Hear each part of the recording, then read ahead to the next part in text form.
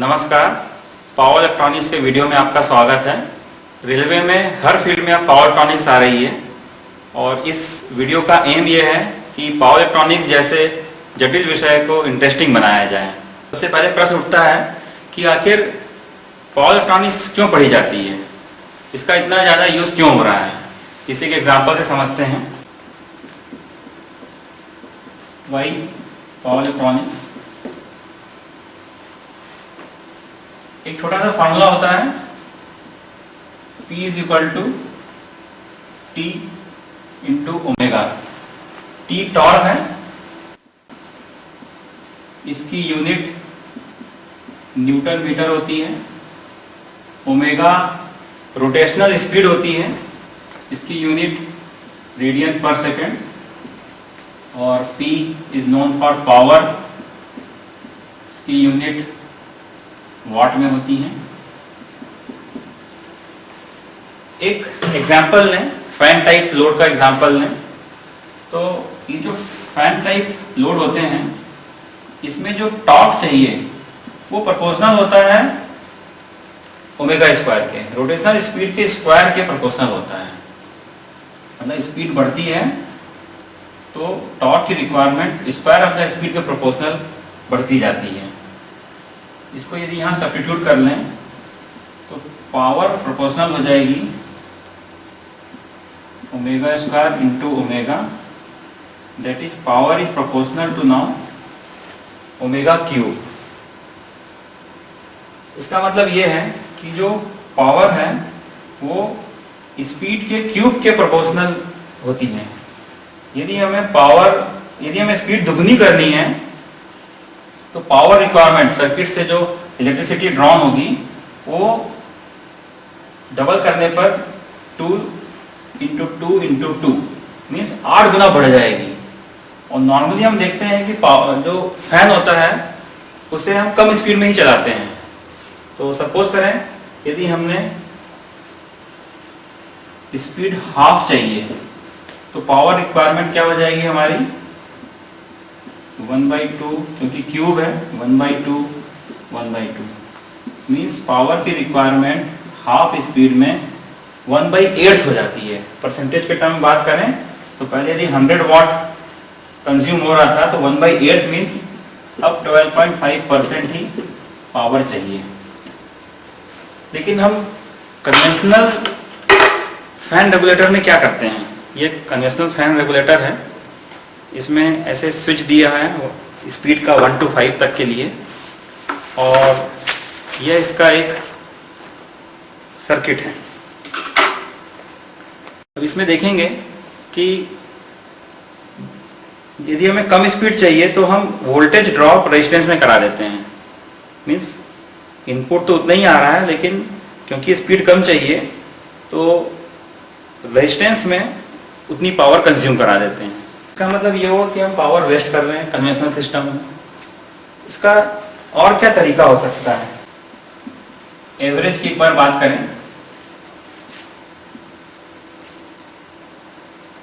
मान लीजिए ये वोल्टेज है, ये मिली सेकेंड है, 8 मिली सेकेंड तक हमने 8 वोल्ट दिया, सर्किट फंक्शन करेगा। अब यदि हम केवल 4 मिली सेकेंड तक दें और कुछ समय वोल्टेज 0 कर दें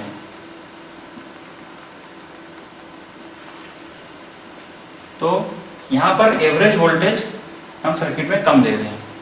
कितना दे रहे हैं वो ऐसे निकालते हैं, V average is equal to जितना वोल्टेज है 8 वोल्ट मल्टीप्लाइड बाई जितने समय के लिए ऑन रहा, वोल्टेज दिया हमने 4 डिवाइड बाई एक complete cycle, 4 millisecond on रहा और 4 मिली सेकेंड ऑफ रहा, 8, तो ये 4 वोल्ट रहा। इसका मतलब यदि कि फैन टाइप सर्किट में यदि हम कम वोल्टेज दें तो स्पीड कम हो जाएगी। और ऐसा ही कुछ पावर इलेक्ट्रॉनिक्स की मदद से किया जाता है कि जो छोटे फैन रेगुलेटर प्रचलन में है इसमें वोल्टेज ड्रॉप नहीं कराया जाता, सर्किट से पावर ही कम समय के लिए दी जाती है। यह कुछ इस तरह होता है, ये हमारी वेवफॉर्म होती है। तो इंस्टेड कि हम पूरे कंटिन्यूस पावर लें, हम इसे ट्रंकेट करके जितनी रिक्वायरमेंट होती है उतनी ही पावर लेते हैं। तो जैसा हमने देखा 1/8 पावर ही चाहिए और बाकी पावर 7/8 रेजिस्टेंस में ड्रॉ करके हम कंज्यूम कर रहे थे। पावर इलेक्ट्रॉनिक्स की हेल्प से हमने देखा कि अब ये मेन से ली ही नहीं जा रही इतनी एनर्जी, तो इस प्रकार से एनर्जी सेविंग हो गई। और पावर इलेक्ट्रॉनिक्स का एक जो बहुत बड़ा एडवांटेज है वो है हमारे इलेक्ट्रिकल रेलवे सिस्टम में रीजनरेशन।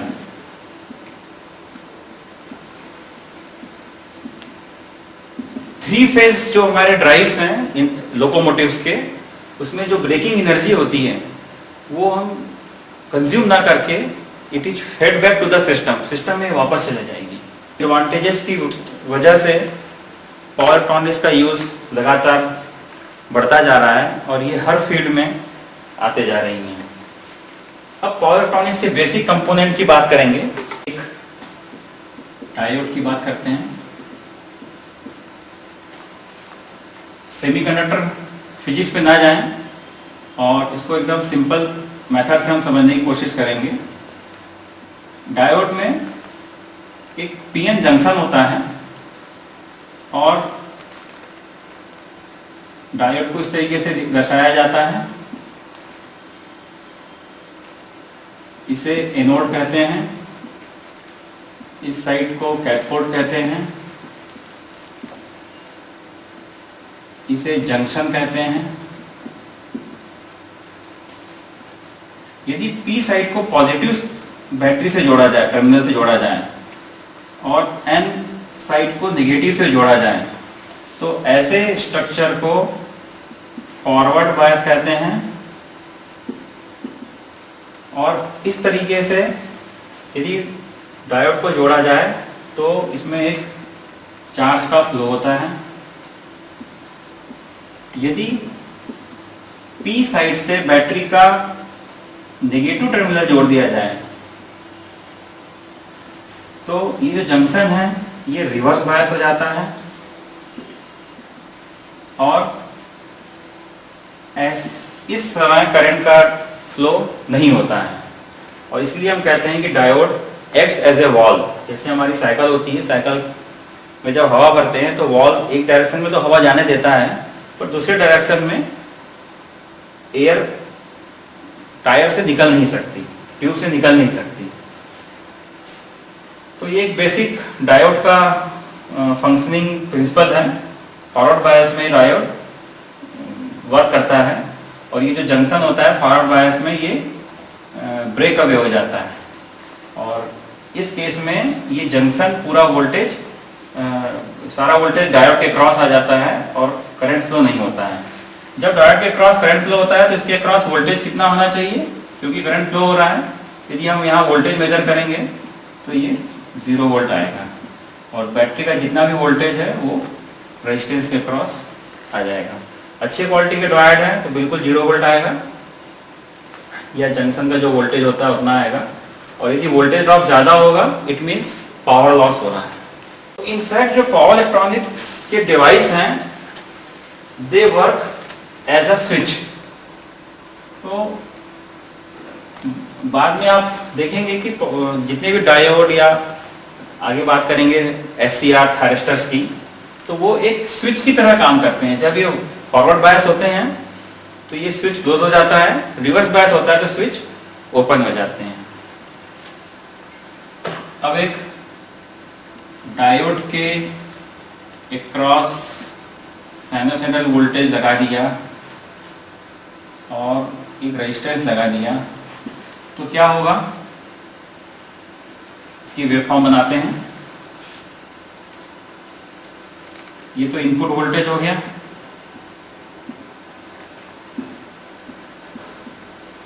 बट आउटपुट कैसा आएगा इस समय, जब ये पॉजिटिव है, ये पीएन जंक्शन है, तो ये जब पॉजिटिव वोल्टेज आया तो ये फॉरवर्ड बायस है, मीन्स ये कंडक्ट कर रहा है, तो एज इट इज आउटपुट आ जाएगा। पर जैसे ही ये रिवर्स बायस हुआ, नेगेटिव आया इस टर्मिनल में, नेगेटिव वोल्टेज आया, तो ये रिवर्स बायस हो गया और डायोड ओपन हो जाएगा और कोई वोल्टेज बाहर हमको नहीं मिलेगा।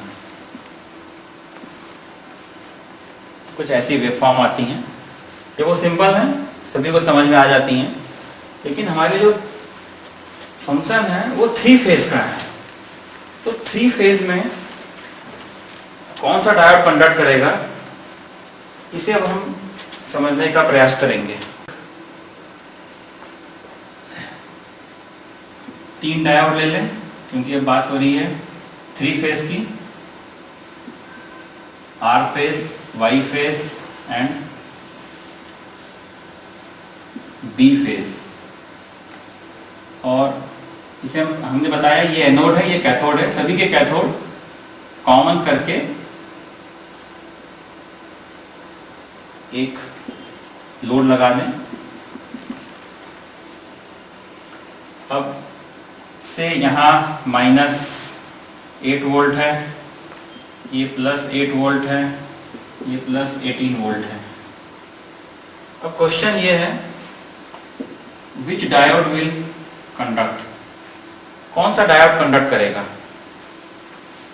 इसको देख के समझ में आता है कि क्योंकि ये नेगेटिव लगा हुआ है एनोड पे, ये तो रिवर्स बायस हो गया, ये तो ओपन ही हो जाएगा।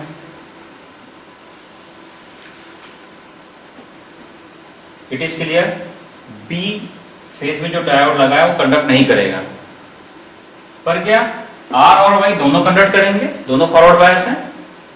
तो इसे देखें, ये प्लस है, पी में पॉजिटिव लगा हुआ है, इसका मतलब ये कंडक्ट करेगा। तो यहाँ 8 वोल्ट आ जाएगा। एक बात और समझ लें, एक डायोड है, यदि यहाँ पर +3 वोल्टेज है और इस साइड में +8 वोल्टेज है, तो कंडक्ट करेगा कि नहीं? हाँ, एनोड कैथोड के रेस्पेक्ट में ज्यादा पॉजिटिव है तो कंडक्ट करेगा। या इसको ऐसा लें, ये -8 वोल्ट है और यहाँ -3 वोल्ट है, ये ज्यादा नेगेटिव है या कम नेगेटिव है? इसमें क्या है, ये कैथोड के रेस्पेक्ट में एनोड पॉजिटिव है तो भी कंडक्ट करेगा। प्रिंसिपल ये है कि anode with respect to cathode positive होना चाहिए। अब यहाँ 8 वोल्ट आ गया क्योंकि ये कंडक्ट किया, तो ये 8 वोल्ट यहाँ आ गया। अब यहाँ देखें, ये 18 वोल्ट है और ये 8 वोल्ट है, मीन्स कैथोड के रेस्पेक्ट में एनोड पॉजिटिव है, इट मीन्स ये कंडक्ट करेगा, शॉर्ट हो जाएगा। और अब वोल्टेज ये 18 वोल्ट यहाँ आ जाएगा। जैसे 18 वोल्ट आएगा, ये ज्यादा पॉजिटिव है कम पॉजिटिव है, 8 वोल्ट है, तो क्या ये कंडक्ट करेगा? नहीं, ये ओपन हो जाएगा। तो फाइनली केवल एक डायोड ही कंडक्ट करेगा जो कि आर फेज का डायोड है, ये दो कंडक्ट नहीं करेंगे। ऐसा क्यों हुआ? क्योंकि ये 18 वोल्ट कंडक्ट करने से 18 वोल्ट यहाँ आ गया और कैथोड अब ज्यादा पॉजिटिव हो गया विद रिस्पेक्ट टू एनोड, जबकि इसको कंडक्ट करने के लिए एनोड का पोटेंशियल कैथोड से ज्यादा होना चाहिए। ये एक सिंपल एग्जांपल लेके बताया गया है, लेकिन अब इसी बात को हम 3 फेज में देखते हैं। 3 फेज बनाने के लिए 5 ट्रायंगल बना लेते हैं।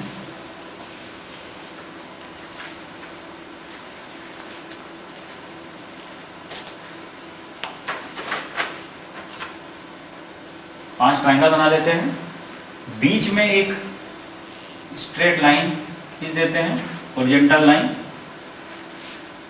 इस क्रॉस पे एक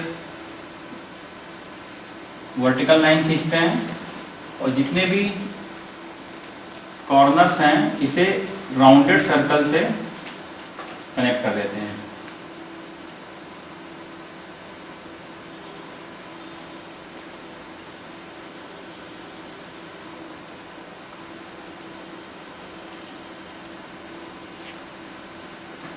अब देखेंगे हम, ये R phase, Y phase, B phase, 3 phase ये बन गए।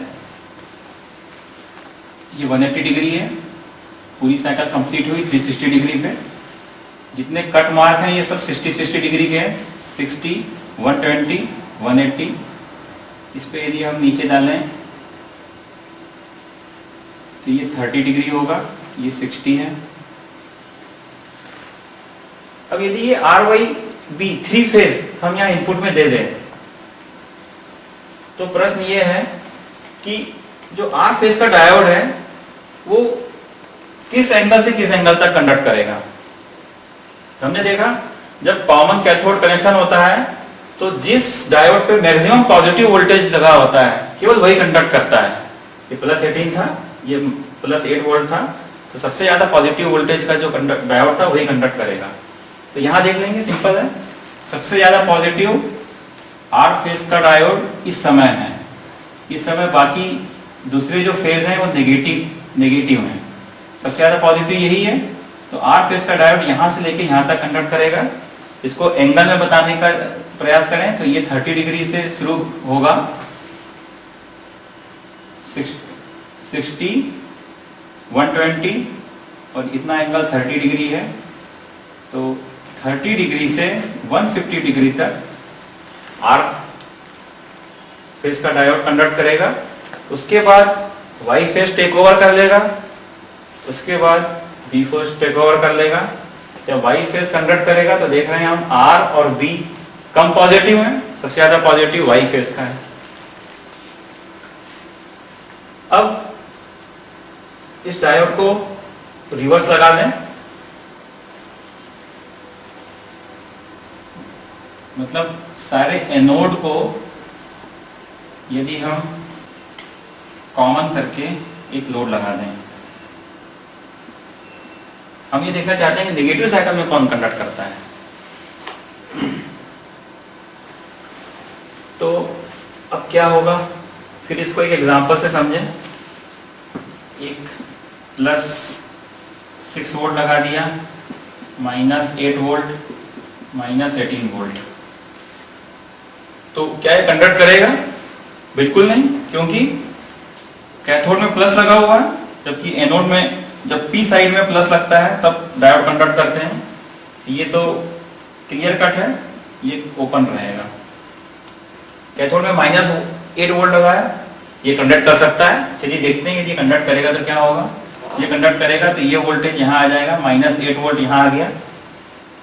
अब इसे देखें, ये कंडक्ट करेगा कि नहीं।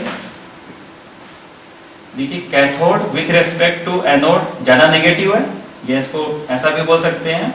Anode with respect to cathode positive है, ये ज्यादा नेगेटिव है, कम नेगेटिव है, इसलिए ये भी कंडक्ट करेगा। और ये कंडक्ट करेगा तो 18 वोल्ट यहाँ आ जाएगा। अब ये रिवर्स बायस हो जाएगा, क्यों? क्योंकि कैथोड ज्यादा नेगेटिव होना चाहिए विथ रेस्पेक्ट टू एनोड, लेकिन ऐसा नहीं है। ये ओपन हो जाएगा और केवल एक R फेज का डायोड कंडक्ट करेगा। और इसको हम कह सकते हैं कि जब कॉमन एनोड कनेक्शन होता है तो कैथोड जिसका पोटेंशियल सबसे ज्यादा नेगेटिव होता है वही डायोड कंडक्ट करता है। अब यदि 3 फेज लगा दें इसमें तो हम देख सकते हैं कि सबसे ज्यादा नेगेटिव R फेज इस समय है, मीन्स 30, 60, 90 डिग्री। 90 डिग्री से ये यहाँ तक कंडक्ट करेगा, 180 + 30, 210 डिग्री तक कंडक्ट करेगा। वैसे ही इसके बाद इस पॉइंट से Y फेज का डायोड कंडक्ट करेगा, इसके बाद B फेज का डायोड कंडक्ट करेगा। एक बात हमने देखी कि डायोड में जैसे ही पॉजिटिव वोल्टेज लगा देते हैं, पीएन जंक्शन में हम जैसे ही यहाँ पर पॉजिटिव वोल्टेज लगा देते हैं तो ये कंडक्ट करने लगता है। तो हमारे पास कंट्रोल नहीं आया, डायोड इज अनकंट्रोल्ड डिवाइस। हमारी रिक्वायरमेंट ये है कि इस वेव फॉर्म में जिस पॉइंट पे हमें स्विच ऑन करना है उस पॉइंट पे हम स्विच ऑन कर सकें हमारे स्विच को।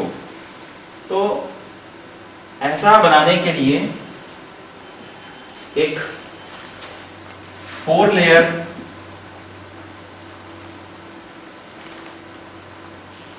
सेमीकंडक्टर डिवाइस यूज किया गया है, जिसे हम पॉपुलरली SCR कहते हैं। SCR is a group of device, जिसमें से एक हम थायरिस्टर के बारे में भी देखते हैं। 4 लेयर सेमीकंडक्टर क्या होते हैं। 4 लेयर बना लेते हैं, P N P N। अब इसमें एक लगा दें, P साइड में पॉजिटिव, N साइड में नेगेटिव। तो ये Pn है, ये जंक्शन फॉरवर्ड बायस है, ये Pn है, ये जंक्शन फॉरवर्ड बायस है, लेकिन ये Np है, पॉजिटिव टर्मिनल N में लगा हुआ है, तो ये तो रिवर्स बायस हो गया। इसे जंक्शन J1 कहें, इसे J2 कहें, इसे J3 कहें, तो ये रिवर्स बायस है अभी, और रिवर्स बायस होने की वजह से ये कंडक्ट नहीं करेगा। और यही हमारी रिक्वायरमेंट थी कि यदि हम इसके क्रॉस एक AC लगा भी दें तो ये कंडक्ट ना करे, जब हम चाहें तो कंडक्ट करें। तो किसी तरीके से ये इस जंक्शन को ब्रेक करना पड़ेगा। तो इस जंक्शन को ब्रेक करने के लिए इंटरमीडिएट जो P लेयर होती है उस पर हम एक गेट सर्किट लगाते हैं, एक गेट का कनेक्शन देते हैं, और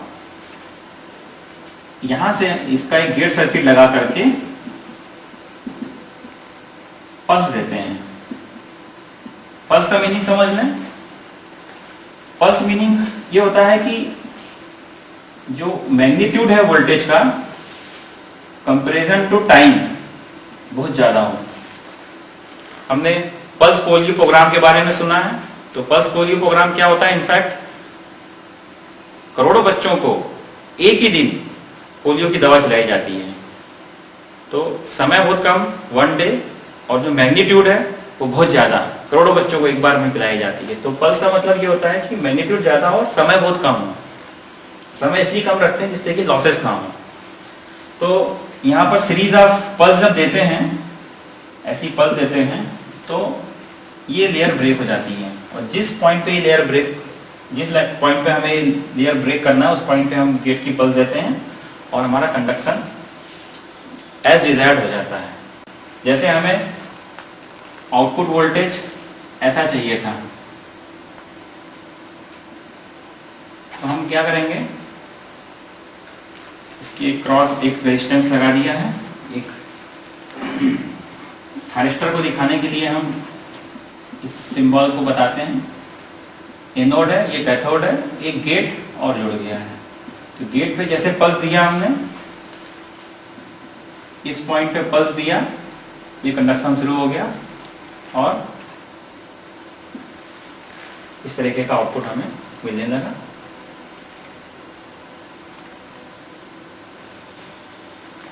लेकिन हम आगे देखेंगे कि जैसे अब यहाँ पर ये कंडक्शन शुरू हुआ, तो यहाँ की करंट भी यहाँ से शुरू होगी। ये वोल्टेज हो गया और ये करंट की वेवफॉर्म हो गई। एक रेजिस्टिव सर्किट के लिए करंट की वेवफॉर्म भी ऐसी होगी, V अपॉन R जो होगा वो करंट हो जाएगा। लेकिन एक इंडक्टर क्या होता है, इंडक्टर में RL सर्किट में देखें कि वोल्टेज है वेवफॉर्म और करंट लैग करती है। तो यहां भी कुछ ऐसे हो रहा है, वोल्टेज तो यहां से शुरू हुआ लेकिन करंट कुछ लैग करी। इनपुट की सर्किट से देखें, इनपुट पॉइंट ऑफ व्यू से, तो वोल्टेज यहां से शुरू हो रहा है लेकिन करंट की वेवफॉर्म कुछ समय बाद से शुरू हो रही है। तो ये सर्किट कुछ इंडक्टेंस की तरह बिहेव करने लगा। और इसीलिए पावर इलेक्ट्रॉनिक्स में जब भी पावर इलेक्ट्रॉनिक्स का यूज करते हैं तो उसको लैगिंग VAR की जरूरत पड़ती है, लैगिंग वोल्ट एम्पीयर रिएक्टिव की जरूरत पड़ती है, और एक इंडक्टर लगा करके उसे सप्लाई किया जाता है। तो ये एक डिसएडवांटेज है। तो इसको कैसे दूर किया जाए, इसको दूर करने के लिए एक मेथड निकाली, पल्स विथ मॉड्यूलेशन, PWM। इसमें हमने क्या किया, थोड़ी देर सर्किट ऑन किया, फिर ऑफ कर दिया, फिर पल्स दी, ऑन किया, फिर ऑफ कर दिया। कुछ इस तरह की वेवफॉर्म हमने ड्रॉ करी। तो करंट वेव फॉर्म भी स्टार्टिंग यहाँ से शुरू हुई, तो एक प्रॉब्लम तो दूर हो गई। लेकिन जब सर्किट चल रहा था तो उसे ऑफ कैसे करें? तो ऑफ करने के लिए कुछ नए थारिस्टर फैमिली, SCR फैमिली खोजी गई, और जिसे हम जानते हैं गेट टर्न ऑफ, IGBT इन नामों से प्रसिद्ध है। तो आजकल जो टेक्नोलॉजी आ रही है वो IGBT की आ रही है, इंसुलेटेड गेट बाइपोलर ट्रांजिस्टर। इसे हम थारिस्टर को ऑन कर दिया तो सर्किट ड्रिवन हो जाता है, ऑफ सर्किट के पैरामीटर से होता है। बट IGBT जो है हमें उसको ऑन भी कर सकते हैं और डिजायर्ड पॉइंट पे ऑफ भी कर सकते हैं। हमने देखा कि वेवफॉर्म कट होने के बाद कुछ ऐसी दिखती है, और जब वेवफॉर्म कट हो जाती है इसकी वजह से सर्किट में हार्मोनिक्स आ जाते हैं।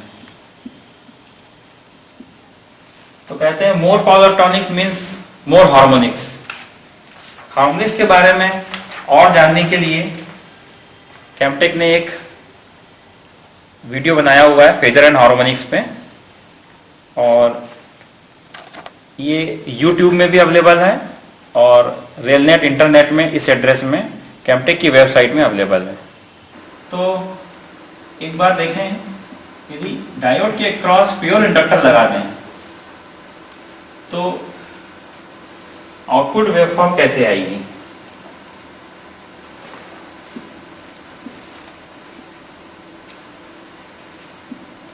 ये इनपुट वेवफॉर्म है, AC लगी हुई है,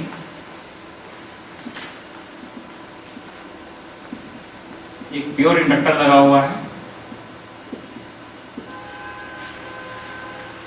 और नेक्स्ट वीडियो में हम समझेंगे जो आउटपुट वेवफॉर्म होती है वो भी कुछ साइनसॉइडल पूरी ऐसी ही आती है। जब दो केस समझ में आ जाएंगे, प्योर इंडक्टर और प्योर रेजिस्टेंस का, तो RL circuit in between behave करता है, और नेक्स्ट वीडियो में हम आगे देखेंगे। Thank you.